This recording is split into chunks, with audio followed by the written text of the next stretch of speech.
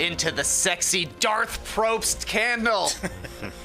No Buffs is back to recap episode 10 of season 44 of Survivor. I'm your host for today, Trey Kirby. We got Tass, we got JD, we got Eshua behind the boards making the magic happen. It is indeed Star Wars Day. JD, are you nervous about the rule of two?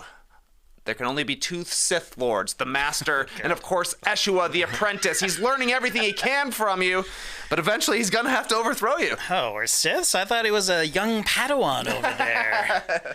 Okay. We were Jedis. Okay, yeah, you do seem like good guys. What do you think, Esh? You a good guy? Yes. All right. I'll believe it. Nonetheless, we're here. We're going to be recapping last night's episode. Got kind of chaotic there at the end, figuring out who was end up going to be voted out. But thank you to everybody here in the live tribe joining us on YouTube, maybe listening to the podcast a little bit later. Leave us a review, leave us a comment, all those things. Great engagement.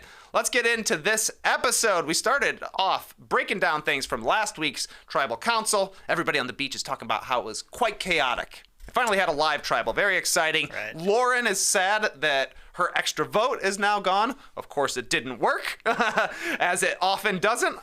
Jamie is lamenting the loss of her fake idol that she didn't know was fake when Kane left with it. I loved at one point, she looked right at the camera on accident before the like a confessional. But probably the biggest bit of news or storyline from this first scene is Carson basically throws Kane under the bus with regards to him telling Carson says that Kane told him about Lauren's idol when really Carson told Kane about Lauren's idol. Right. Either way, Kane's gone. He can't say anything about it. What you think? I mean, I loved it when Jamie goes, "Ooh, I don't think I can trust him now.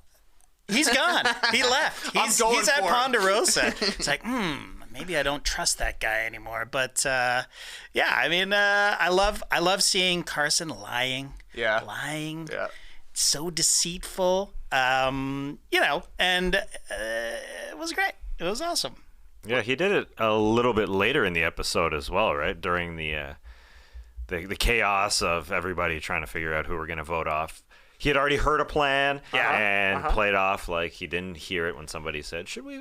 Oh, there's this plan that we're going to vote out Franny." And he's like, "Well, really? I haven't heard that." I'm not voting for Franny, Right. he said. Yeah, stabbed Carolyn in the back there a little bit. He's doing well, not just because he had a 3D printer in his home for all the puzzles, and not just because he worked at NASA, but he's just playing it well, it sure seems like. Yeah. You a Carson fan? I'm a Carson He's fan. good. Yeah, he seems in charge right now to me. Yes. Or at least one of the two in charge. Mm-hmm. Yeah, I thought this was a good episode for him, definitely. How are you enjoying the season so far? This is our first time you've been. Oh, yes, thank you for having me. I think it's gotten better the last couple weeks. Mm-hmm. It's been steady. I think it's been good. I think it's gotten a little bit more exciting. We had the live tribal last week. Yeah. This week, legitimately, so I think there was 3 people who got votes. Mm-hmm. But you could add in Jamie as another person who could have gone home. Mm-hmm. So it's picked up. I mean, the alliances, and I think somebody said it in tribal, the whole generation of alliances is like gone. It's gone, baby. Everybody's stabbing each other in the back, right? So all that to say, yeah, I think it started kind of slow, I guess. Okay. I guess, even looking back, I mean, it all blends together. It's good. It's good right now. That's all I got to say. The Mergatory slowed down, definitely, where we had the 2 votes where not everybody was going to be eligible for tribal council. But you're right, Tass. Like 3 weeks ago, it was the blind side with the idol that Danny kind of led. Danny and Heidi kind of led. Last week, Danny left Franny out of the vote, and then this week he was coming at her. So he's definitely flipping back and forth wherever he wants to go. We've seen that as well from the 3 Stooges who are kind of running the game. So yeah, I think the last 3 weeks have kind of been going all over the place. I agree. I agree too. Yeah. 3 Stooges, though. Hate that. I hate it. Right. Yeah. They're too with it and smart to be the 3 Stooges, but yeah, but they gave themselves yeah, exactly. that. Oh, did they? That's why. Yeah, Okay. Yeah, they gave themselves that, and it's a, sort of a. They think we're Stooges, but we're not Stooges. So it's an ironic alliance name, but I do hate it because it's Yeah, this will go down in Survivor history as they'll forever be known as the Three Stooges, which is kind of a bummer. But one of them could legitimately win this thing. Oh. They're all still alive. Totally. It'd be hilarious if the three of them make it to the end. Right? It's the Three Stooges. They're actually the Three Smarties. But moving on, we went to the reward challenge pretty soon after this one. Pretty awesome reward, all things considered. Tacos, beer, margaritas, virgin margaritas if you don't drink or are under 21, as Jeff very pointedly mentioned. You get to spend the night at the sanctuary. You're getting, as we see later, loved one letters. This is a big time reward to want to get, so they gave him a funny one. You had to spin around a million times and then go through a balance beam sort of challenge. Eventually, Franny wins her third challenge, 2 immunities, and now, I guess, the reward. So she has to pick who she wants to come with us. First, I believe she chooses Carolyn right away. Apparently, they had talked beforehand that maybe a letters challenge would be coming up soon, and then it was a surprise that this was actually it. So she's like, I got to bring Carolyn. Her next choice was Lauren, and then she followed that up with Heidi. Mom, as she said. The Mom Squad. The Bomb Squad. They eventually go to the Sanctuary. We'll talk about that later. What'd you think of the challenge, JD? I enjoyed the challenge. I do not like the spinning challenges. Those are, for me, I would hate that. Yeah. I would hate it. But also, I would probably throw this challenge, to be honest, because this is not the challenge you want to win, obviously. Yeah. Right? Because you don't want to be... Well, for Franny especially, she had won 2 in a row at that point, or 2. She'd already won 2 personal challenges, and then this one, it's the hardest one because you have to pick people who are gonna. I mean, she didn't know this going in, but you kind of do the math, guys. Do the math. You're all Survivor freaks. You know that it's coming up, and it was just it's just too good. It's too good of a thing. You know you're gonna have to pick and choose people to come. And, and she got voted out for it. Did she? I mean, I think she probably did. Well, at the very least, with her previous performance, coupled with this and the fact that you leave for a day, I guess a night, it gives people a chance to plot against you and a reason to plot against you. I think it was in Dalton Ross's recap where he said, you should never try and win this because... somebody's going to pick you anyways. Like, you got a pretty good shot of getting picked 3 out of 7 after that. I think he said it was 43%. Just trusting the math on that one. But it's like, even if you don't win, 50-50 shot, basically, you're still getting those tacos, and you don't got to do anything that makes anybody upset about it. That's such a great point. I mean, you know that you're going to get, somebody's going to get chosen. It might be you. I mean... You had to be a mom this time, unfortunately. You did have to be a mom. Sorry, all you dads out there. Father of a 10-month-old son. I'm sorry. Sorry, Danny. Yeah. Doesn't count. Yeah. Your son can't write a letter, or maybe even say words. I guess it's probably getting close. Tass, would you be interested in winning this reward, or would it be too much pressure to have to pick all these people?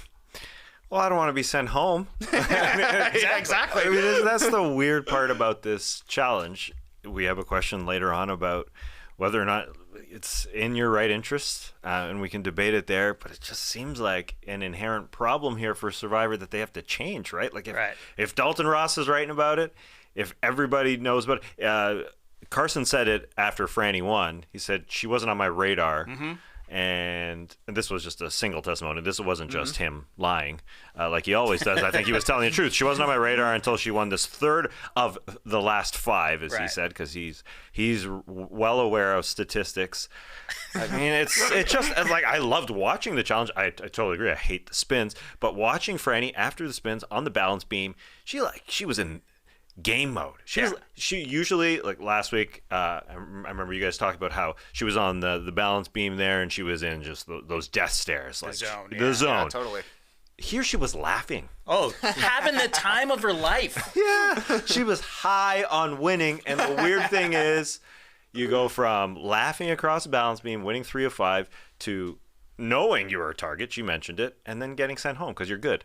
So that's the odd thing here about. Maybe they have to change the programming here, the schedule of when the sanctuary comes, because it seems like it's common knowledge. Here's a thing though. Like, she did win the challenge fair and square. Yep. Against Danny, who was obviously going for it too. Sure. The rest of them though, Were they really? You think they were faking Were they in it? I mean, I don't know. I rewatched it just now, and I was like, some of them must realize, I don't want to win this. I think Carson knows. I feel like I've heard Carson say, I don't want to win. Yeah, he said, I don't want to, I'll throw it on a food challenge. And basically then is what he said. There is a shot of him on the spinny thing, and he is not spinning. I mean, he's just getting over food poisoning or whatever he had. The last thing he wants to do is probably spin around. But I don't know. I mean, like, I'm not trying to take anything away from Franny or Danny, who did very well in that challenge as well. But maybe some of them are just sort of like holding back a little bit. Yeah, I don't know. I don't know. Maybe so. At the end, especially when you're like, they're way ahead. I got a chance of being picked. I'm not going to try and show how good I am here. And that's actually a good point about Carson. Like, he got sick from eating peanut butter and jelly. Right. It's probably not like, give me some tacos and margaritas. I'll be doing fine after that. How about this? I saw one of these recaps I was reading this morning said, you shouldn't spin fast when you're at the beginning of this because it's going to come down to the end of it anyways. Right. But also, I feel like Jeff's going to humiliate you if you're doing a slow spin. He did, Jamie. That's true. Having a day in the park, and she was. It was just like, she was doing the ballerina thing where she's trying to, move her ahead and look only one way and sort of spin it around, Uh-huh. So, just take me back here. The rules are, it's a timed spin? They're like to pulling a buoy in towards them or something. Yeah. As soon as that gets there, they're able to go through the rest of the challenge. Yeah, it's on a spool. Okay. A rope. So there was purpose for it. But I feel like they've done stuff before where, hey, you just have to spin for a certain amount of time. Like, at least there was like 10 spins or something like that. There probably is. Yeah. Also, every season I say this, but you know what, Jeff? Fuck you. The drinking age in Fiji is 18. Do you think it matters that is it just because it's broadcast in the United States? I mean, it has to be, I guess. I don't know. 19-year-old Canadian Survivor contestants. How mad would Survivor you be? Canada can That's all good. Maybe. I don't know. Like, I'm not saying like, hey, let the kids drink, but I kind of am actually, because it's the law of the land that you're in. You're in Fiji. We make a big point of saying, hey, we're in Fiji. And I Googled it. Drinking age is 18. My son is shopping around for universities right now, and he's got his eye on McGill and Concordia in Quebec. Okay. Why? The drinking age, Tassie? Oh, it's 18, Jay. That's right. Drove there many a times between my 18th and 19th birthday for that reason. I'm just saying. Lincoln's smart. Has he considered Fiji State University? I heard 18 is also the age there.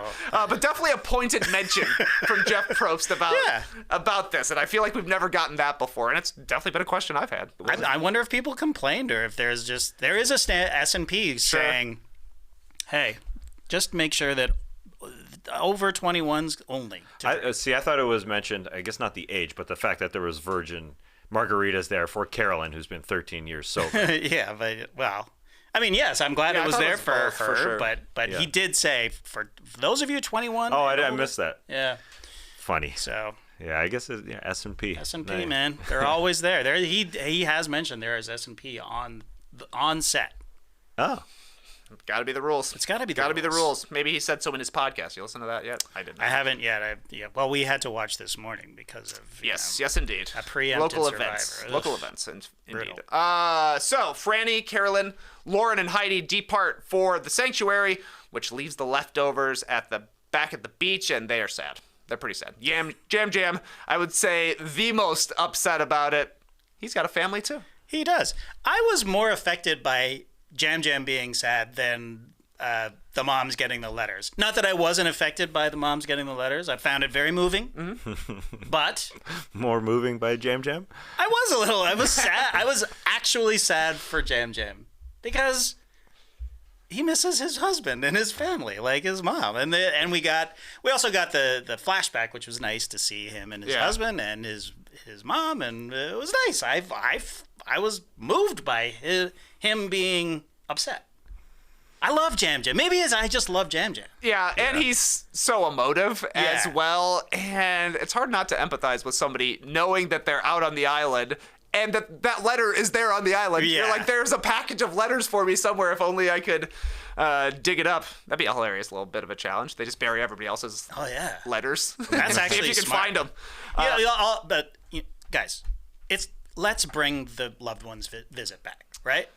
Yeah, I was reading Jeff Probst's interview. He says it's not out of the realm of possibility anymore. It was definitely COVID restrictions that stopped it, but those are changing, so now there's an opportunity. But he did say, now he's saying, we only do 26 days.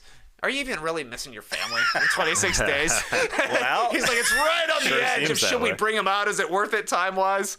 I don't know. What about you, Tess? You think you would miss your family if you didn't see him for 3 weeks? Or is that just like an easy one? Yeah, no doubt. The letters would make me cry for sure, as they did for all the 4 moms there. And yeah, the fact that Jam Jam's back at camp knowing that his letter is there and he can't see it. Yeah. That's a heartbreaker. Lauren's tale got me for sure. That's her whole story about overcoming, I should say, everything in her life, and then being able to get her master's. I think you should show that to Lincoln, actually. It might motivate him to go to school for a long time. Yeah. Motivate him to cost you a lot of money. That's fine. That's fine. Please, yeah. So they all got me. I don't know. I was kind of out of tears after we got back to Jam Jam. I was like, they milked me. The moms. They milked Tass dry with the mom letters.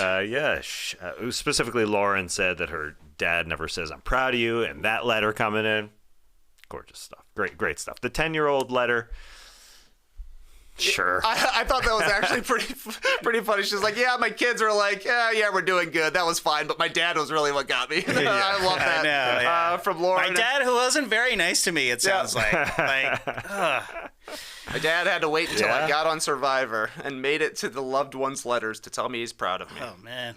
Yeah, that was rough for sure. God. But that was emotional. And I thought it was very funny that, like, they put a button on the sanctuary part of it by having Carolyn talk about her letter. And she's like, my kid, he hates writing. Did he even draw this? I don't even know what this is. Was that a narwhal? You think was that a drawing of a narwhal?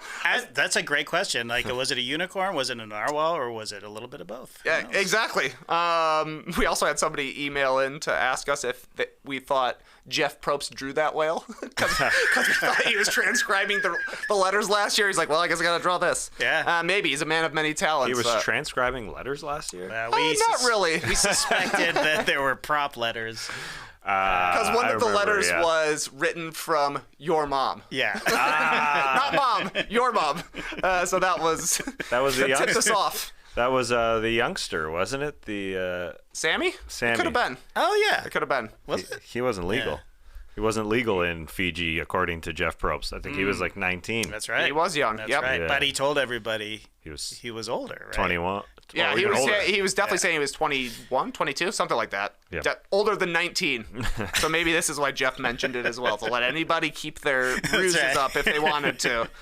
We did get a little bit of plotting and scheming starting here, both on Leftover Beach and at the Sanctuary. The Leftovers kind of start targeting Franny, largely led by Jam Jam, I would say. Kind of a little bit of sour grapes from not getting to see his letter, a little bit of realizing, yeah, she's won 3 challenges right in a row. She's obviously got a nice connection with Matt sitting there on the jury already.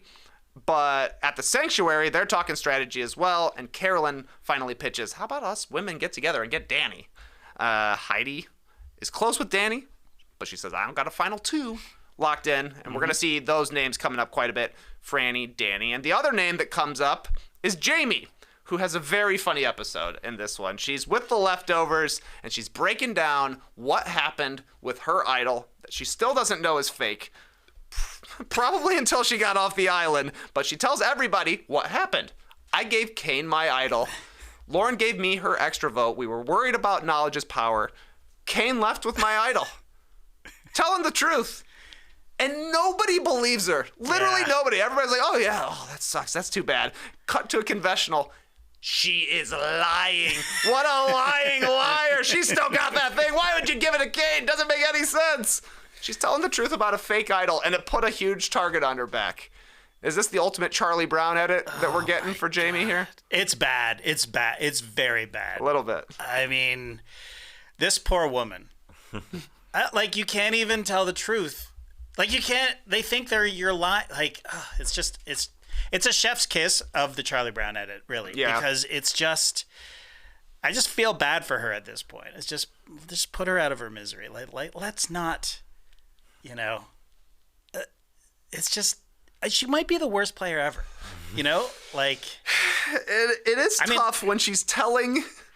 She's telling the truth. She's telling the truth. And then nobody believes her, and then they cut to her and she's like, I think they bought it. I think they bought it completely. She doesn't even say that. She's like, I'm free. I love being honest. Oh, that was tough stuff to watch. You feel bad for her, Tass? Don't you lose the game when you say I love being honest? Yeah. That's not the game. But she didn't get a vote in the end of this episode.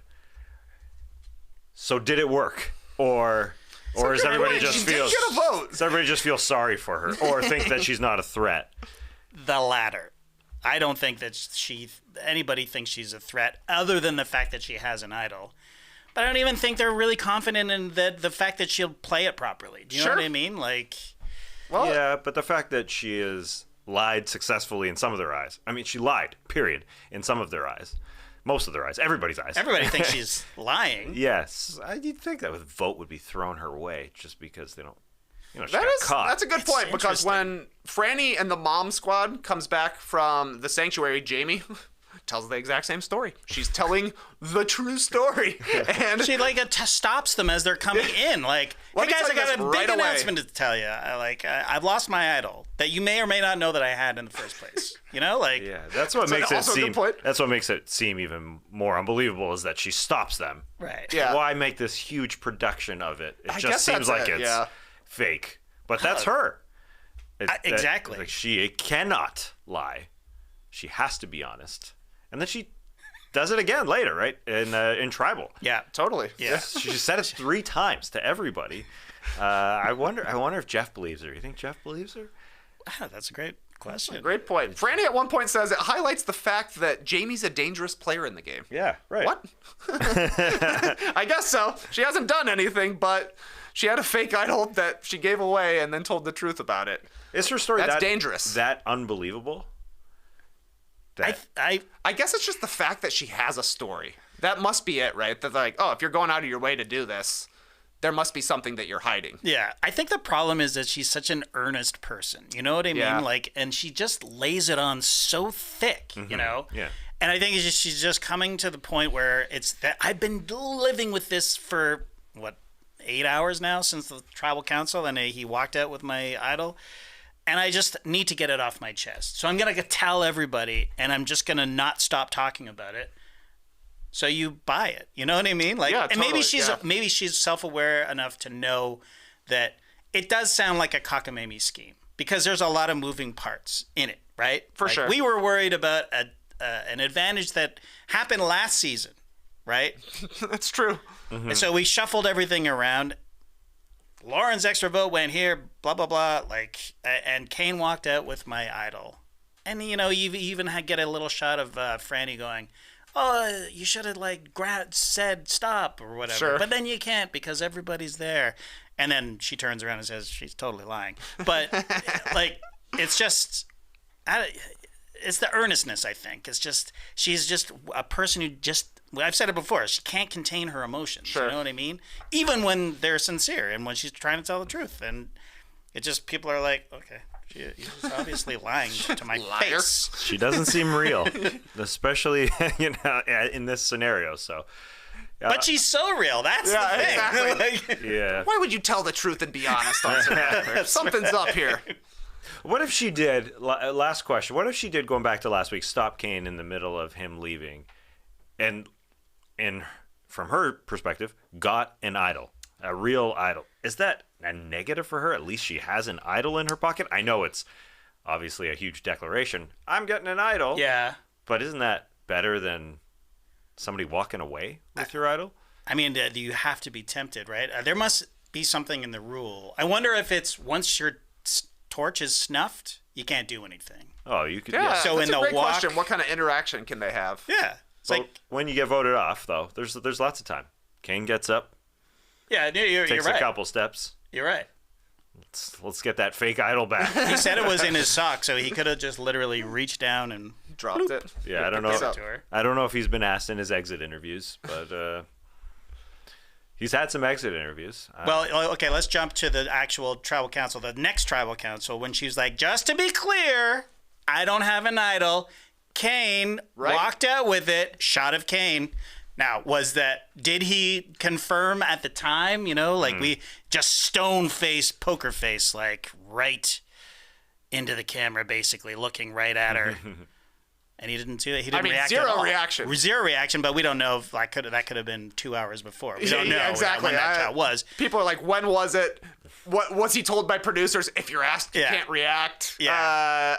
At the very least, it's like you can't take anything from it because it could have happened at any time during the 3 hours. But man, what great editing to have her ask the question, have everybody's looking over at him, and he's completely serious. That was very funny. So who knows? We go to the immunity challenge, and Jeff starts it by saying, "Come on in. If you only knew how good you looked." Ooh, horny Jeff is back. Hair's all grown in. What a weird way to start a challenge. This guy's going Here's wild. the thing, though. He's not wrong. Good. He's not wrong. I agree.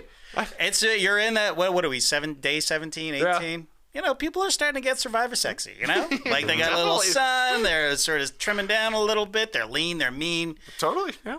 And they walk in and they look good. If you only knew how good you looked.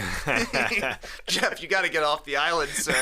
At that point, how long? He's been there for 3 months, right? Because they've already shot a whole season, and then they shoot the next one. So he's getting to the end. He needs to get back. Yeah. Back to the He needs some time on the mainland here. Interesting immunity challenge, one we've seen before. Didn't know what else to call it besides sand slither mouth buoy. They've got their hands and their feet are bound, but they have to traverse an up and down obstacle course through the sand with a buoy in their mouths, acting like human worms. Mm-hmm. What'd you think of this one, Tess? I thought, how do they do that? Yeah.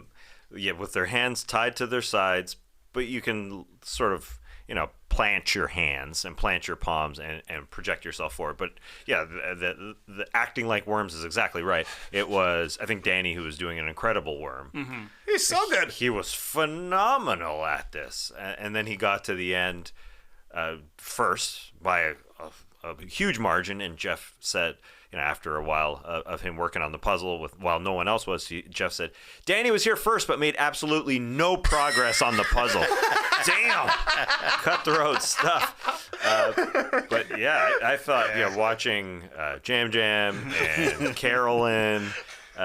Carolyn said, "Who did this about the knot?" I love that line. Yeah, so funny. As if it was just like a total mistake that happened. Like you reach into the junk drawer and your earphones are all tangled up. Who did this? It was on purpose. That was great. When Jam Jam finally gets to the puzzle and he dances and they gave him a music cue, I thought that was funny. And also surprising to see, we see Carson wear glasses all the time. Jam Jam was wearing glasses in this one as well. Kane had them on previously, but I thought this would be one you don't want to wear glasses for. But I think he put them on. I think two people put them on when they got to the puzzle. You would need them for the puzzle for sure, but I'd be worried about abrasions. Yeah, I guess, but also if you don't want to be wearing contacts in that, your face is in the sand. Well, Jam Jam face planted during the sand part of it, and then at Tribal, you could see his right eye was pretty red. Oh, okay. And his left eye was fine. So I do think he put them on because somebody else did. So you said Carson usually has them on. There was 3 pairs of glasses. I was just noticing those glasses. Yeah, I think people put them on for the puzzle. Who was the third glasses? Somebody else. Who else? Heidi. Heidi wears glasses. Heidi, yep. right, but she's an oftentimes glasses wearer. Yes. Jam Jam, I think, was the surprise. But you're right. Yeah. For that puzzle, with all those dots on it, you would definitely want to have it. And speaking of the puzzle, Carson wins again. Mm-hmm. Came down to one piece. Had to take apart his puzzle and still fixed it. And still won. And Jeff said, Wow, that went together fast. Was Carson faking the funk there, you think? Think he was trying not to expose how much he was blowing people out on the puzzle? He's like, I gotta stop a little bit here. Let people catch up. I can still win. I think it's possible. He absolutely had that puzzle because he tweeted last night or whatever. He had a miniature version of it. So he's definitely done it before. So you think it was a fake out? Like, I gotta slow down. Yeah, kind of. Like, maybe. I mean, he's been the best on every challenge or every puzzle that we've seen so far. And this one, once Jeff said that went together fast, but they still made it seem like it was close, and he had the part where he was fumbling with the last piece. I don't know. It just was a little suspicious, as if he's like, if I win this one by too much, it'll be way too obvious how good I am at puzzles going forward. And we know that he's got his eyes on Franny at that point. Mm-hmm. We know that Jam Jam does as well, so people are aware who's doing well in the challenges. So I don't know. We know he's good at them, and we know that he would think enough to not want to seem good at them. To be Galaxy Brain in that moment, I mean, when you're so close to winning individual immunity, like that's pretty good. Mm-hmm. That was pretty good, but he's also very good at puzzles. So maybe it doesn't matter, and nobody will beat him anyways. But is Carson gonna win this thing?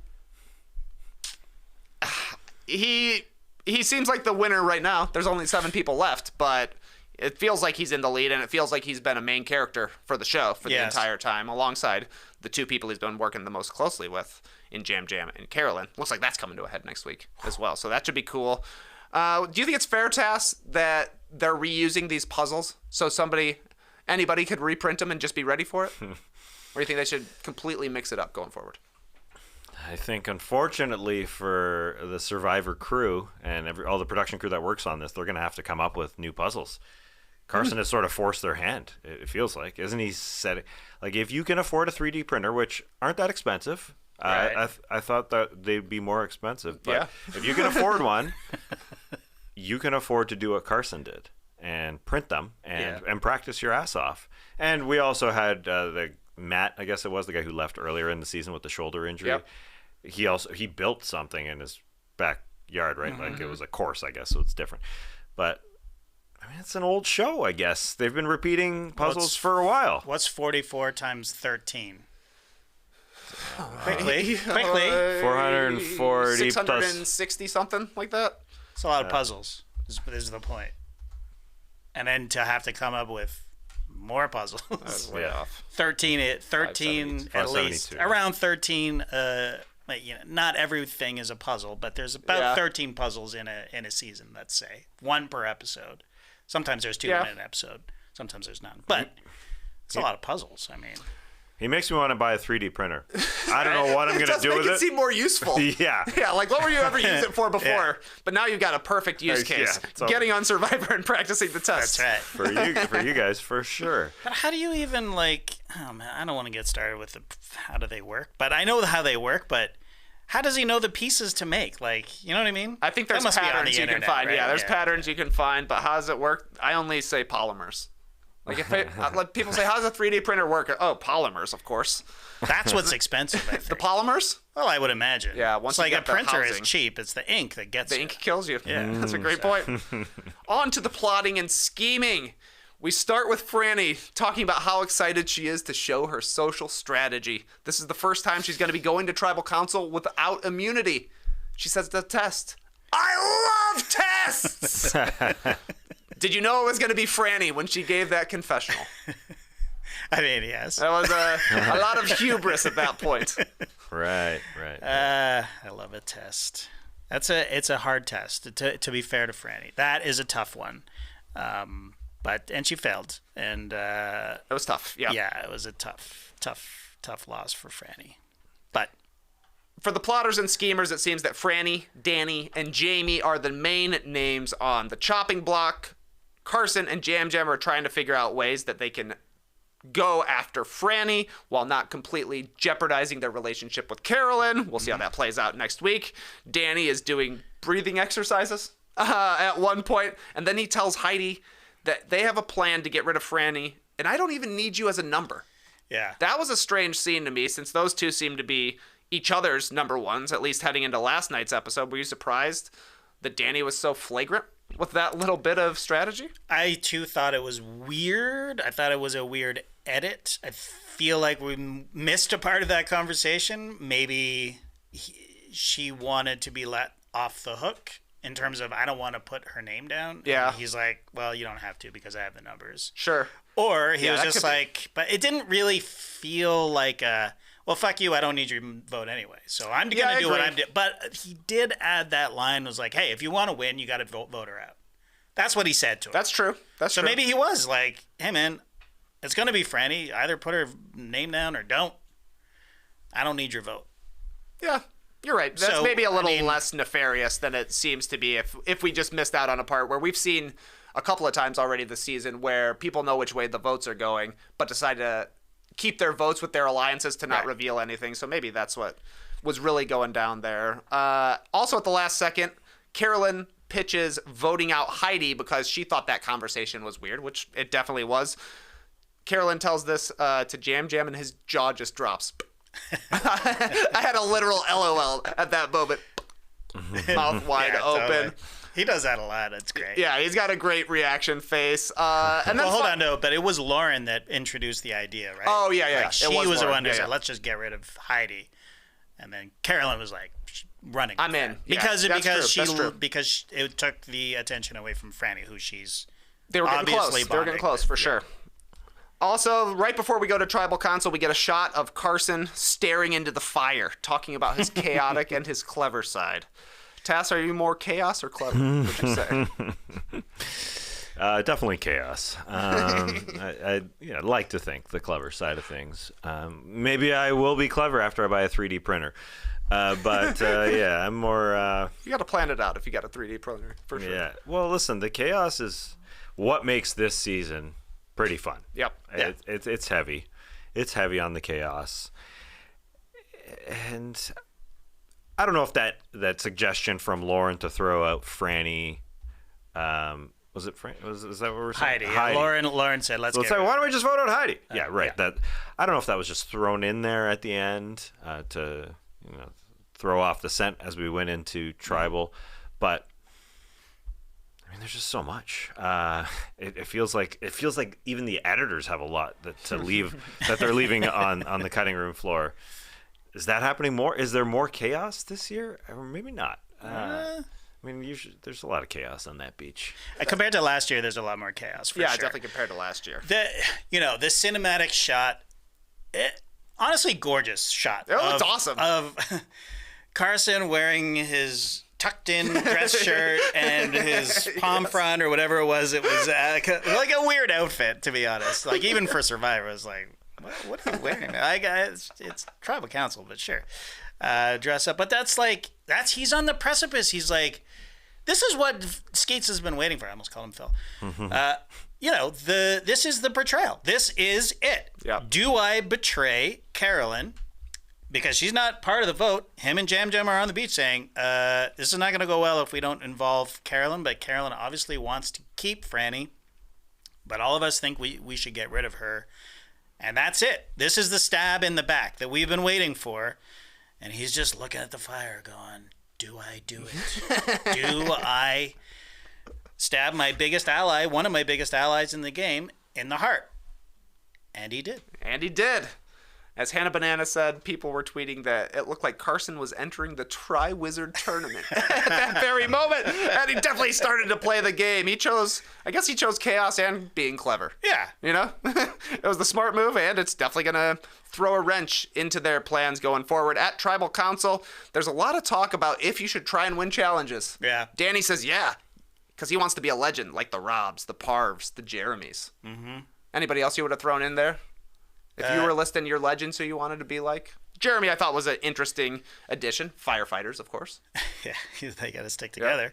Challenge beasts that went on to win the game. I mean, the challenge beasts that come to mind are like Ozzy, obviously. Yep. Has played, 3 times and never won. Right. Actually put himself on Redemption Island and then got back into the game. True, yeah. An legit challenge beast. So he comes to mind, but obviously he's talking about guys who have won the game after being challenge beasts. And to be honest, who else is there other than Parv? Boston Rob, was he a big challenge guy? I don't even remember. I don't remember him as a big challenge guy. Maybe I remember him winning a few here and there. But I feel like Kim Spradlin maybe won a bunch of challenges on her season that she won near the end. You're right, yeah. Who else? Malcolm? Was he pretty good in challenges? He was great, but did he win? Denise won. Denise won. Yeah, Denise won. Did Malcolm win a different season? I don't know. Maybe. I'm forgetting at this point. Anyways. So if you're good at challenges, you go home, it sounds like. Yeah, pretty much because Danny's like, yeah, you should try and win challenges. And then he voted out the woman who kept winning all the challenges. Exactly. And that was you all should try to win challenges, not me. I get you voted out, but you should be a legend. He does try to win the challenges. He's good at coming in second and third. Yeah, he's very good. He's an also ran every time. Is that a problem with Survivor in general? That if you're good at the game, if you're good at that singular part of the game, you ain't going to end up as the winner, most likely. So you think it's a flaw? Or you're asking if it's a flaw? Yes, because we just saw what happened this week. Direct winner. You got a huge target on your back. Mm-hmm. Go home. Yeah, I mean, is it I think it's one of the most interesting things about the game because if you win the challenges, you win immunity. And you don't have to go home. Nobody can vote for you. So, that's how I see it. Mm-hmm. I mean, so either you, if you're good, that's why I'm saying, Franny, don't win that challenge, the reward challenge, because that's a challenge that you're winning and you're not getting anything other than a taco and a margarita. You know what I mean? Maybe some extra cries. Yeah. Some extra cries, yeah. And a blanket for one night. And then the following night, she's got a shower and a hot blanket and a boyfriend. So she's winning in life, but not Survivor. So. Also at Tribal Console, we get the title of the episode. It was Jeff who said full tilt boogie. Now, does that throw a wrench in our plan for next year, having it as part of the pool? Like, I think you should be able to pick Jeff. But yeah, it was like, I did not see that. I didn't expect that. Although it's so obvious who would have said full tilt boogie. Yes, now that it's been said. I don't know. Danny loved it, though. He dreams of being able to say it. He'll be saying it when he gets back. When he gets back to wherever he fights fires, he'll be saying it. Brooklyn, I believe. Bronx. Danny Bronx. Danny Bronx. Yeah. Which is better, full tilt boogie or club condo? That was. I don't get the. I don't. You can also call it club condo. I googled club condo immediately. You just get a bunch of condos, like different condo locations throughout the United States. So I didn't understand where Jeff was coming for on that one, but hopefully he doesn't keep saying it every single week. Was it full tilt boogie this week on a scale of full tilt to half full tilt? Where was it? Jamie also talks about not getting her or losing her idol, the stone face Kane, which we talk about. Great reaction from Danny as well. Give it like a derp face to that one. This is when Jamie says the end of the alliances, the era of alliances is over. Maybe it's a voting block kind of game. And the thing that stuck out to me is they talked about having plans so much. They just said plans so many times. We got this plan, then somebody would come in with a new plan. Then there was a last second plan. It definitely gave it a frantic feel, I thought. Yeah. 20 plans. Was that what Carson 20 said? plans. He said, I wouldn't be surprised if there were 20 plans. Which, I don't know, I guess. Yeah. As it turned out, though, one big plan, and that was to vote off Franny. She gets the majority of the votes. Carson voted Franny, as did Danny, Jamie, Lauren, and Jam Jam. 2 votes. Carolyn and Franny voted for Heidi, and then Heidi voted for Danny. Trying a last-second move there at the end. You think this is a smart move, JD, get rid of Franny when they could? I mean, yes. She has a guaranteed vote for the $1 million in Ponderosa, and an advocate who was there first. And so every person that comes in, he would be campaigning for Franny, I would imagine. That's a good point, right? So there's that.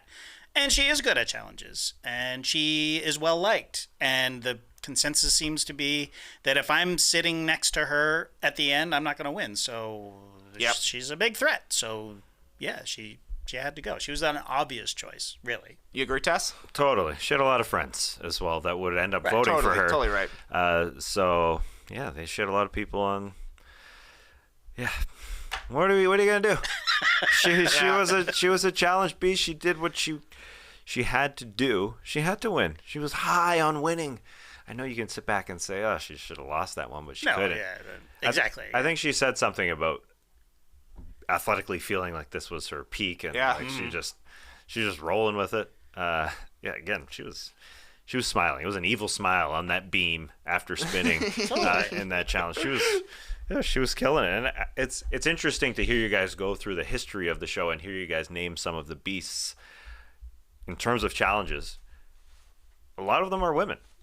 Good percentage of them are women. So it's nice to hear. Yep. It's just nice to hear that you don't. I guess automatically, if you didn't know the show, you assume that a lot of it would be men. I think a lot.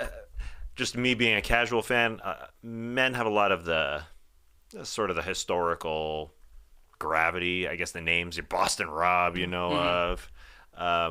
But yeah, the Beasts. It was nice to hear some of those, the Parvs, and the Spradlins. The Spradlins. I remember Kim. Yep. The Wigglesworth. She was she Wigglesworth? Wigglesworth. Wentworth definitely was. Oh, well, I'm thinking Kelly Wigglesworth. Kelly Wentworth. I think Kelly Wigglesworth was pretty solid. To say Wigglesworth. Last question, I suppose, from this episode for me is, who was in charge of this vote, did you think? Do you think this was more of a Jam, more of a Danny, maybe a Carson? I don't really know who I thought was spearheading this, ultimately. I feel like it was Danny's idea, but as it's been for the last little while, it's Carson and Jam that sort of make the final decision, because they've been right in the middle. And this is the most... what is the word I'm looking for? Consequential vote for them, for their game. Absolutely. Because, Carolyn's going to go apoplectic. She's going to, we see it in the next week on, she's pissed. Yep. She is absolutely pissed. And they even had that conversation, right? Jam and Carson, where they're like, she ain't going to like this. And it turns out she didn't like it. And now they're going to definitely be the main story going forward, because we have Ratu remaining, and Lauren and Jamie, Soka and Heidi and Danny, and then the three Stooges, the three Tika, Jam, Carolyn, and Carson, who've been running the game. But now that they are running the game, everybody's going to see it and want to split them up, and there's already some sort of a crack forming there. So I thought this was a good standalone episode, and it really sets us up for the final stage of the game here. Anything else from this up, guys? Well, I just want to know, is it the smart move then by Carson and Jam to a lesser extent to make the move now, to backstab Carolyn now? I think so. Even I think they, as you guys said, have a little bit more power in the sway of the voters. 7 remaining. It doesn't feel like Carson made his move too early, because I say Carson first and foremost before Jam, because I think he's got more of a case, more of a winning case. But it feels like this was the right move, that they didn't need to keep the three Stooges alliance going forward here with 6 left and then 5 left. I think it's a good time. I think Carson he is in her crosshairs, but I don't think I don't think they're done. I don't think it's a huge. It's not like last year when when Cody and Jesse, when that was, that was like, Jesse put himself right on the chopping block immediately. Like, Carson's still sort of flying under the radar, I think, enough to keep going. So that's all I ask. I do agree with you. I just am a little uncertain if he's going to regret not making a move against Carolyn, actually making a move against her, because he is, like, inadvertently kind of making a move against her, splitting up the alliance of the three of them without getting her out, without flushing her idol. So maybe he would have liked the move against her to actually be a move against her. Right, she has an idol. That's a good point. Yeah, but it also feels like maybe they're probably confident that now that Franny left, who Carolyn seemed to be getting close with, Jam and Carson are probably like, we can win her back to our side. And maybe they can. Like, Jam's a persuasive guy. Carson's a good player. They both got social skills, and we've seen so many times it feels like Carson and Jam are falling in and out. They don't like each other. They do like each other. So they're probably thinking we can scramble and survive, but could come back to bite them. They're definitely thinking that, and they might be wrong. Yep. Based on what we saw. Yeah, that idol has been underground for a long time. Literally nobody knows about it, it's pretty amazing. Her alliance. Very cool. I think I agree that it had to happen at some point. It has to happen. Carson had to betray Carolyn or Jam Jam or both at some time during this game, because if all three of them are sitting there, I don't know who would win, to be honest. Yep. But I agree with you as well in that the move would have been better for Carson if he was getting rid of Carolyn. Sure. And not this, because this is going to, again, make her upset. And she's a very emotional player. So is Jam Jam. They're very smart players, but they're very emotional, and they take things very personally. Mm-hmm. So we'll see what happens. Yeah, it's a good point. It's not on Carson or Jam Jam's resume that they, backstabbed Carolyn. Right. Because she's not going home. It's more of the social aspect that's being played out. It's the Three Stooges. It was good while it lasted, but maybe they get it. I hate myself for saying Three Stooges. But maybe That's a great name. Yeah, maybe they can fish her back. It is such a good name. Fish her back. Get out of here. All right, that's everything from episode 10. We're gonna take a quick break here and answer some questions when we get back. Bombas socks are taking over my sock drawer. I already had the running socks, which are all I wear when I jog. And since summer is approaching, I needed a refresh. I bought some no-show Bombas socks, which are also a performance sock. I actually didn't know they were a performance sock, even though I do like to perform. I just thought I was getting a no-show sock. But I'm glad they are, because they stay in place and they keep my sweaty feet dry. They are so good. This past weekend, I also saw a friend who was wearing Bombas socks. He's the host of a podcast called Is This Good? Anyway, he was on the grass with his Bombas.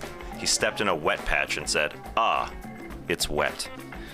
And that's when Trey said, I remember my first weather. Why are you wearing socks outside? It was raining all morning. He was walking around the grass in socks. Thought it was dry. It happens. And anyways, this host, Matt Austin, later put his foot up on a counter and told me to touch his merino wool Bombas socks. They're dry. Moisture wicking worked its magic, he said. I hesitantly reached my hand and touched the bottom of his sock. Didn't want to, but they were dry. Bombas are soft, breathable, dry quickly, and Bombas gives back to those in need with every purchase. I'll tell you what's happening in my underwear drawer next time. Hey. Go to bombas.com/nodunks and use code NODUNKS for 20% off your first purchase. That's BOMBAS.com/nodunks and use code NODUNKS at checkout. Back with No Buffs. Let's answer some questions. Let's look at some tree mail.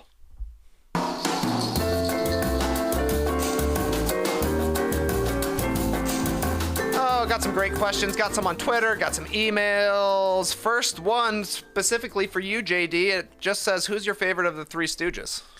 Oh, who's my favorite? Oh. Wow. What is Sophie's choice? I'm going to have to go Jam Jam. Respect. I meant real. Oh, you mean the real Stooges? Yeah. I was like, cool. Yeah. Oh. That's also a tough question. Well, there's more than players. 3, though, right? There's a lot of Stooges. Mo, Larry, and then the Curlies. There's Curly, there's Shemp, there's... Harpo? Is there a... No, that's the Marx Brothers. Yeah. That's Oprah. Okay, maybe there's only 4 Stooges. I can only think of Curly, Shemp, Larry, Mo, and Curly. Those are the classic. And Shemp, of course. Shemp. Is it Shemp? Yeah, you said I'm seeing a Shemp here. Okay, yeah. Okay, my favorite is probably Curly. Yeah, I'm a big Curly fan as well. You know, he gets abused a lot. Curly takes some bumps, that's for sure. What a weird show. Do you think that 20 minutes of hitting each other in the face you think or that, blocking it? Do you think that the Three Stooges on Survivor have actually seen the Three Stooges? Because they're all young.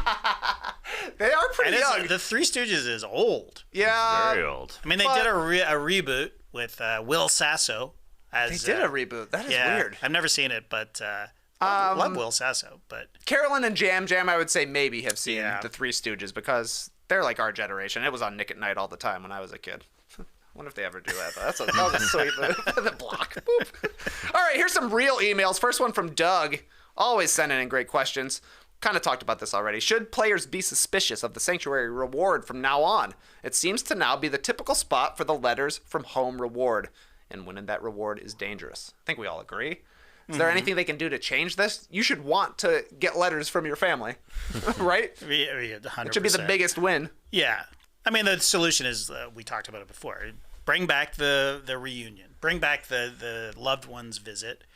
I always liked it when it was like, here are the loved ones, and now you're going to run a challenge to spend the day with them. You know what I mean? I like that too, where they like come to camp and hang out. Yeah, so you get a glimpse, you get a hug, and then if you win the challenge, you can, hang out with them for the day and go on a boat and have a barbecue and then get voted off that night, because it's the same dilemma, right? Because you still have to pick people to come with you to hang out with your loved ones. But I think that I like the loved ones visit. I mean, the sanctuary seems to be the go-to place for a food reward now anyway. So it's not just, you're going to get like food and potentially letters. But yeah, I wouldn't, I'm of the Tyson school where I would not want to win any food challenges unless it was a team, an individual food challenge where I have to pick people to come. I'm not interested. It's sort of like the car way back they would have a challenge where it's like, hey, by the way, you win a Pontiac Aztek or whatever it was, and then you win that Aztek and then you're not winning $1 million. Because you have a huge target on your back. Well, the guy won a car. He won a car. We can't give this guy $1 million. He has a car. And back then, we didn't know the Aztec sucked. Yeah, exactly. It looked cool. You could turn the back into a tent. It seemed like $1 million in itself. Oh, yeah. I'd buy a car that could turn the back into its tent. Yeah. It's the Rivian now. It's what? The Rivian does that. The Rivian turns into a tent in the back? The electric pickup. Yeah. Well, it goes on top of the bed. Okay. Nice. Yeah. You got your eye on one? No, They look cool not when you see 'em anymore. on the road. Not going to win $1 million. Yeah, they look cool. Just the pickup looks cool. Tass, there's 4 of us here in the room right now. Let's imagine you win a reward challenge. You get to go eat tacos, drink margaritas, beer and virgin margaritas. You're getting a loved one letter. If you have to choose one of the 3 of us who's sitting here with you to go to the sanctuary, who are you choosing? Great question. Great question. I guess am I picking schematically who's not going to stab me in the back? Probably you, Trey, I think, because I think the other guys are the nicer guys. You're right, because if you were going to pick anybody else, I was going to pitch voting you out. Exactly. To the other one. So you made the right choice. You've passed the test. Thank you. You can be on Survivor. Our next question comes from Graphic Mark, who says, do you think you should change your handwriting every tribal vote so that who you vote for doesn't become obvious? Carson has a very distinctive way he writes his letters. Would you do that, Tass? Would you change it up every time you go to vote so nobody can clock your handwriting? You Survivor sickos can tell me. I don't think that would be something that they decipher. I think they're smart enough to know who votes for who in the end, or they talk to each other. They figure it out, it seems. I don't think it's the handwriting. You don't think it's the handwriting? I don't know. Where would you see their handwriting other than voting? I guess you would just see it time after time after time. Like if you know you voted with me and you saw me voting out Task because he didn't bring me to the sanctuary, you would know my handwriting. And then the next time you see it, you're like, oh, that's Trey's handwriting. I knew who you voted for. After a couple times, especially if you have unique handwriting. But I don't think you need to because everybody's going to figure it out. Everybody's going to figure it out. That's probably true. I think that's true, too. But it would be fun to come up with a different style every single time. Yeah. Yeah. You think Jeff would ever be like, what's taking so long back there? You come out with like a very ornate. That's right. Calligraphy. Handwritten one. It's like a wedding invitation. Heidi. Beautiful stuff. Is Carson the person who doesn't put I don't even know what you call it, in the A, doesn't put the line that crosses from one side to the other? There's somebody that just basically has an upside down U for an A, and it kind of drives me a little crazy. Now I'm gonna have to pay more attention to the handwritings. So who was that? Who is it? Is it like, did the marker just run out and that was the last thing that they were gonna put? I'm leaving this. That's crazy. I've never seen such a thing. Yeah, interesting. It's cool though, actually.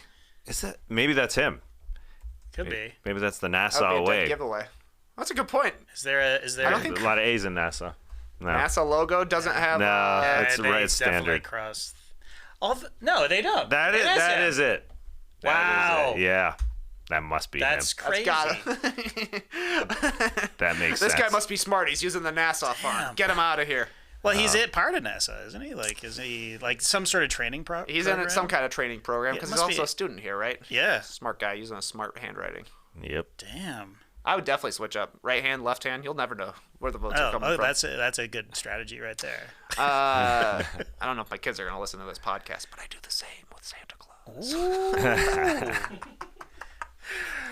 Wait, hold on. Santa writes with your left hand. yeah. I have Santa vote out one of my kids every year at Christmas, and he always does it Is left-handed. is it the Thanks for the- scrabbling of a Yeah. mad person, or are you good at? Not good. Legible, legible, enough. okay. Yeah, legible enough to say thanks for the cookies. Oh, wow. The reindeers love the carrots Yeah. with a big old chomp. Zachary A writes in to say, would a win by Jamie or Lauren receive a similar or worse reaction than Gabler or Erica? Also, design a path for either of them to win. You can design a path if you want to, but what do you think, JD? Are Jamie and Lauren the Allie Gabler right now? Lauren, I could see anybody winning this game, to be honest, because who the hell knows? But if Jamie won this season, I'm taking a season off. I'll be taking a season off from Survivor. If Jamie wins? If Jamie wins this season, I mean, come on. It would be too many like surprise wins in a row. Yeah, but also like she's literally done. She hasn't done much yet. Nothing, less than nothing, because all of her idol stuff, it was all a fake idol. All fake. It's all fake, which is interesting and hilarious and fun to watch. I like Jamie, but if she wins Survivor, I'm taking next season off. But I would consider her similar to Erica's game, because Erica did nothing a couple years ago. True. Although in the end, everyone voted for her because I guess she had social skills that weren't necessarily seeing. Well, Good point. her biggest ally in the game was Heather, who we never saw. Yes. And yeah, Right. she and Ali Gabler as well. Like her strategy as well was like lay low, and strike when I can At the strike. very And to end. be fair to Erica, I'm pretty sure she won immunity at least once, Probably so. and she broke the hourglass with the shillelagh of time. The Did you biggest forget move. about that? Biggest move in the game. That was a big move. Yeah, because she was sitting on an island and it was either go home or break this glass thing. Was it? I don't think it was go home. It was either break the glass or don't. No, but she was on the bottom. She was Yeah. gonna get sent Yeah, home I most likely. suppose. And she didn't do anything that season. But Turn back the hands of time. Yeah. Come on, man. Thanos snap, the most powerful thing that's ever happened in Survivor. But I hear your point. But I hear what you're did. saying. They did. This is me in the edit. Maybe I was fooled by the edit, but I think everybody was that season, where everybody in the end voted for her because she had some sort of social skills. It doesn't seem that's the case for Jamie. I'm just throwing it out there as a possibility. I think Gabe. Well, no, we don't have to go season by season, but Gabe's at least was in on the votes. Yes. At least he was not. Yes. He was Good not. call. Good call. And he had a compelling final tribal council, and we were legit surprised. Definitely. None of us picked Gabler, as I remember, going into. No. I mean, I think I picked him early simply because he was old. I was like, I'm going for the old guy. I got his back. Yeah, but I wasn't serious. I didn't actually think he was going to win Survivor. Right up until the final episode, when we went into that totally. final 2-hour episode, there's 5 of them left. I was like, he was at the bottom of the list, as I remember. Yeah. So, but he sat there and he actually had a very compelling case. And unless Jamie comes in after everything and says, hey, just wows everybody. I mean, who would she have to be sitting next to win? I mean, Lauren is up there, I guess, but Lauren, she had an extra vote, and I feel like she's done more in this game, maybe? I don't know. I kind of agree. Heidi, I suppose. Just Lauren and Heidi just haven't been as big of a characters as Right. Carson, Danny, Jam Jam, and Carolyn. Right. Obviously. Right.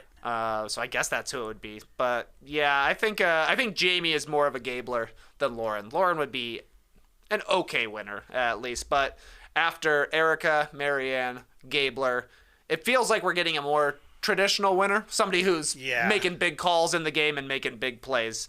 Because, I don't know, you got to imagine that, like, either Danny or one of the Three Stooges is in the lead right now, and they've all done stuff so far. Yeah. I mean, I don't know if I'm being unfair to Jamie, but am I being unfair? She hasn't done much. She hasn't done much. She's been very entertaining. She's been a great character to have. And she'll probably be very funny in a final tribal council. In a cast full of entertaining characters, which is, amazing. This cast has been amazing. Final question. It's about Jamie. Good one from Allison, who says, how would you have handled the Kane taking the idol thing if you were Jamie? Just kept quiet? Just told people, but only once, casually? Her grand announcements weren't well received and made things more chaotic. But what's the move there? We kind of talked about it. Like, she's trying to get this target off of her, right? So maybe mentioning it to one person and hoping it filters throughout the tribe is the right move, but like constantly bringing it up makes it feel more so like you're hiding something, I think. Right. But I don't know if there's a great play there. I don't. It was definitely in a tough spot. For sure. I mean, I keep thinking about the fact that it's a fake idol is on top of everything else. It's a fake idol. We talked about how last week how we disagreed on whether or not this was affecting the game, and obviously I think it had a great effect on the game. But anyways, the answer to the question is the opposite of what she did, right? Obviously, yeah, I think so. So yes, I think you're right. Tell Carson, my idol is gone. Yep. No. But is it more of a? Is she in a better position if people think she has an idol though as well, right? Like, that's a great. I mean, she wasn't a huge target. Exactly. The previous episode, she wasn't a big target by the time the vote actually came down. She got no votes. This episode got no votes. Did she get votes last week? I'm trying to pull it up. No, I don't think so. I don't think so. She got one vote from Franny last week, but I don't know. Maybe it all blows over by next week, and maybe they believe her. At this point in the game as well, she has to have the presence of mind to know I'm not a threat. That's the pitch. The pitch is take me. I may or may not have an idol. That's kind of irrelevant because look at Franny. She's won 3 immunity idols. 3 immunity idols. Look at Danny. He's a challenge beast. He's always, out there. He's always looking for idols. Like, there are bigger targets than Jamie. So that's her pitch. Totally. Really. Totally. I think she played it perfectly. This is her pitch at the end. Okay. I go ahead because you're probably right. There's that, but also there's the hey, I'm nothing. Take me, goat me, or goat me. Also, she can say I'm the honest one. I'm completely honest. That's her maybe lackluster pitch at the end, but it's something. I've been honest to everybody. Betrayed no one. Yeah, maybe somebody did that at was it Gabler or no? Maybe it was somebody who didn't win. Somebody definitely said at the end when they were making their pitch to win, I was completely honest, and somebody from the jury poked a hole in it and it deflated the balloon and they lost. I'm pretty sure. Maybe it was the young buck. It was. I think it was Xander. Oh, it was Xander. Oh, okay. Maybe a couple years back. Anyway, okay. But at least there's something there for Yeah. Jamie to play with. Man, now I'm hoping she makes it to final tribal council because I'm starting to think that's when she might find out that her idol was fake. Like she could easily make it to the final 3, and then she'll talk about her idol, and Kane will be like, "Well, I got to Ponderosa, and it turns out that was a fake." Do you idol. think they told him that? But would they have told him? Because the only other person that knew was Matthew, who was in the hospital, or he left. That's a good point. That's a good point. Yeah, I don't know. So unless the doc, while they're weighing up Kane, hey, by the way, that idol in your sock, not real. Yeah, I was talking to the guy with the shoulder. He told me it's a fake. Just something I noticed. So we'll see. Let's talk about Make Your Picks. Got an update from Chris, who tells us that they gave away a ton of fire tokens this week. A lot of drama. Yeah. 5 people cried. Okay, who cried? Well, it was the loved ones. So all the moms. 4. Yeah. There's 4 and Jam. Jam. Yeah. Okay. There you go. That was 5 easy. of 8. That's something to know for next year. Is when you think they're going to the sanctuary, get a vote in on somebody because somebody's crying. Yeah. People would be crying at that sanctuary. We also had 3 people cussing. Nice. 5 tokens each. 2 people had personal background stories. Jam Jam, Lauren. and Lauren. Yep, exactly right. That's 10 tokens each. Big ones there. And Chris also mentions that advantages are expiring soon, so you got to use your fire tokens before it's too late. In a week, so next week, the steal a vote and the idle advantages will be done for in 2 weeks. Extra vote, double vote, and the 2-time pick points. Those are all going to be expiring soon, so very important to get your votes in, because next time on Survivor, it looks like we're going to have a confrontation between the three stooges. Carolyn is mad to have been left out of the Franny vote. Jam Jam says it was a bad idea to leave Franny out, or to leave Carolyn out of the Franny vote, and Danny's basically saying, I came here to play Survivor, not be told how to play Survivor. Right. So it feels like he's going to get active as well. Who are you thinking about putting your votes on, JD? I've already voted. Smart. And I've already doubled my votes. Okay. For Carolyn. Carolyn. Yeah. Not feeling good. I don't feel good about it. I'm not happy about it, but that's what I think is going to happen. I think she's going to go... she's going to go a little bit... she's going to lose her temper on Jam Jam and Carson, and they're going to be like, let's get rid of her. That's a good call. Tess, are you in this pool? I was, yeah. But unlike JD, who plays it smartly and does it right after the previous episode, I just forgot. That's me with every fantasy sport that is not Survivor. Hell yeah, I'll be in your fantasy football league. I'll just set my lineup for the first 3 weeks. Then it should be fine from there on out. I'm going Danny. I got mine on Danny. I just think that he doesn't have the numbers anymore. He's a 2, and he voted... His number 1 voted against him, though I would imagine Danny and Heidi could get back on the same page, but he just seems like he will be a target going forward to me, since he's been playing so hard, and now he no longer has the numbers on his side, but I don't know. I'm happy I'm in the top 1,000 now. Yeah, it was huge. Yeah, I had great. Franny. Picked Franny to go home this last one. Doubled up, also went for Jamie. So at least I was feeling good, but whatever. Out of curiosity, I went and checked the top 10 in the pool. None of them had Franny going. None of them. And they're still in the top 10. So shout out to them. That was pretty cool. Yeah. I will say, I know you guys have a connection to the coordinator of the pool. I'm not sure if this is a possibility, but can you receive a notification to vote? Yeah, you get one. I get one. Yeah, you gotta allow those notifications. That's 100% true. They're not very intrusive either. It's like literally an hour before the show. Hey, get your votes in. Get your vote in. Come on in. Yeah. I watched on the CBS app, but no, I didn't. That's why I guess we couldn't watch, as you said. We had issues, but yeah, I was using. I thought I had a workaround. I did. It was one of those legal sites that I was using. Oh. So I didn't even realize that it was happening. I thought the CBS wouldn't let me in.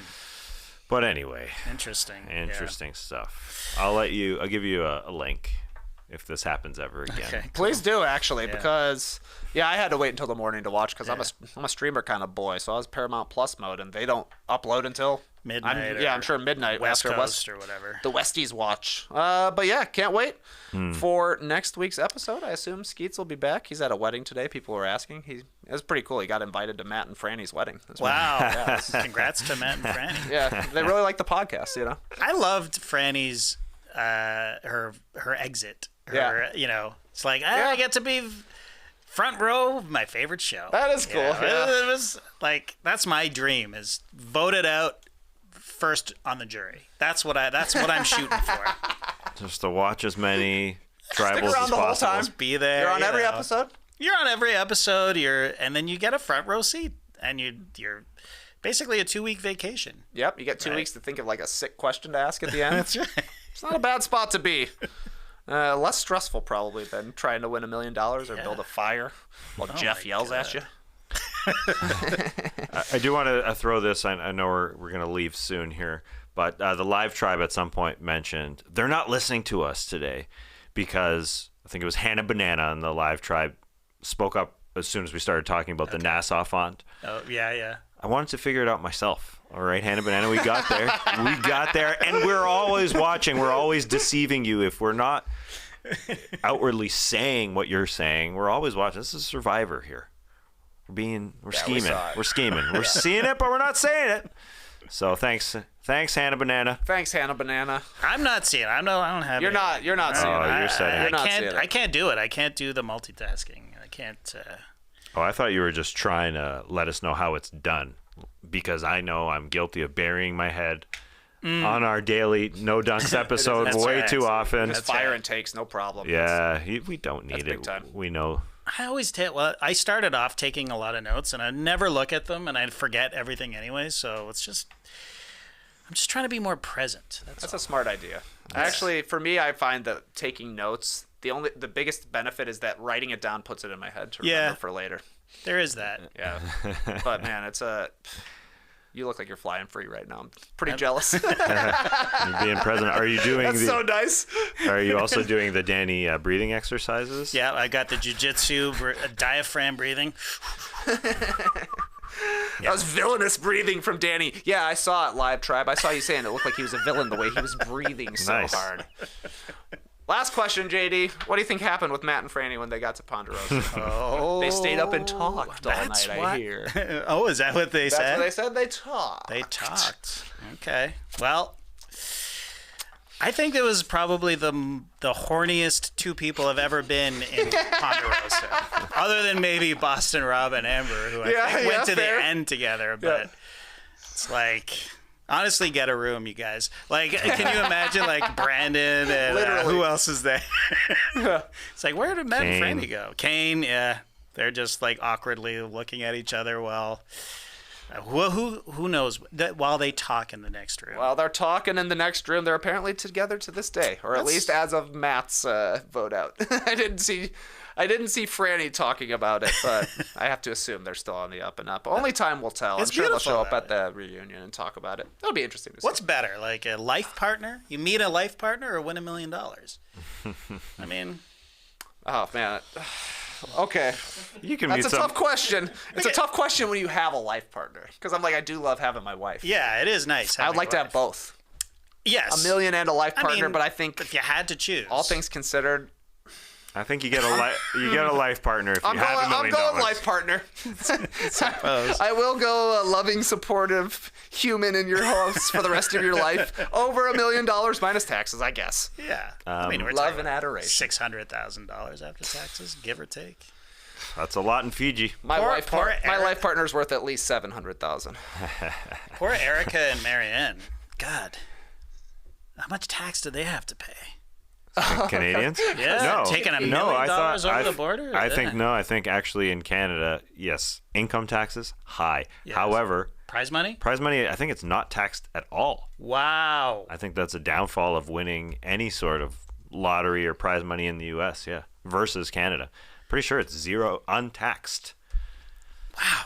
It's pretty neat, huh? That's incredible. Move there. Become a resident. Become a resident before you win your $1 million. That's my advice. That's good advice. That's why your son's looking at colleges in Canada. He's like, I got to establish residency before I win this thing. Smart move. Rob and Amber still married. Yes. Many children. Old Boston Rob and old Amber Rob. And whatever Boston Amber, they call her now. is She that took his first name. Is that the only couple from Survivor history? As in, really well known, married. Parvati married somebody from Survivor. Really? Didn't she? Okay, so Boston I might Rob be and wrong about Amber, the number one couple. Well, they met on the show together. I don't think if Parvati is with somebody who was on Survivor, I don't think they were. I think they were part of like the Survivor, like family or whatever. But they like never the played crew, together. or No. I think you might have played. Maybe I'm wrong. I don't know. Okay, There's so- somebody like that. so Rob and Amber, the first family. They're the Yeah, they're the definitely original. that. Yeah. Their wedding was televised. I watched their wedding. I watched their wedding. Like it was a 3-hour I special, forgot I watched their wedding. So do you think Matt and Franny, What a weird thing. right? Matt and Franny are gonna have their wedding televised too? I hope so. Probably. 'Cause I would be outraged if I wasn't invited. What's the theme? You got to be a Survivor theme. The medieval Survivor theme. Like instead of putting a ring on her finger, he will knight her with a sword as well. Oh, okay, a medieval Yeah. Yeah, sure. Yeah. But what are they? They have some common interests too, right? Is it D&D or no? That's Kane. That's Kane and Carson's wedding. Kane and Carson's wedding. Are you trying to say they're both dorks? No, I'm just saying they have. Well, they're but- self-proclaimed dorks, Yeah, but yeah. they have Dorky magnets. They have common interests. So maybe it's Survivor. I'm just saying we got a second family wedding coming. That's all. Can't wait. Yeah, Yeah. they I mentioned can't wait. Ethiopian food and road trips. Maybe that's that'll right. factor in. Hey, They love maybe- Ethiopian food. Yeah. Yeah, I totally forgot that Rob and Amber had their wedding on TV. Yeah. I watched that, and I watched there was a bachelor wedding, Trista and Ryan, something like that. That sounds familiar. Yeah. He was a firefighter. Firefighters, man. Cool. just a factoid about reality TV weddings. That's a genre of television that exists out there. Yep. And hopefully they do one for Franny and Matt. Yeah. I think we would do an episode about it. Absolutely. I think if they're going to go on a road trip, come to Atlanta. There's a great Ethiopian restaurant just up the road. Desta. Is that what it's called? Desta? Yes. Yes. Yesta to Desta. Yep, that's that And Ethiopian then, kitchen. and then come on down to Come on in! the Classic Factory and regale us with tales of your romance and Survivor. I would love to hear it. And I just got an email from whoever I registered to be a reverend back in the day. 14-year anniversary of Wow, becoming an congrats. ordained minister. They could get married They here can get married in the Classic Factory. the Classic Factory. The offer is open. If you're still together, if you want to get married, and if you want to do it in a podcast studio, this is the place. Esha was ordained as well, right? Yeah, I just got ordained. I just married my friends this past weekend. There we go. Yeah. How'd it go? It was awesome. It was a great wedding. It was very expensive, and it was probably the richest wedding I've ever been to in my entire life. Okay. But it was fun. It was a lot of fun. Well, unfortunately, Matt and Franny, neither of them won $1 million, so they're gonna have to do it on a shoestring budget. But we can make it happen in here. We got multiple reverends just in case. That's it for us. Until next time, the tribe has spoken.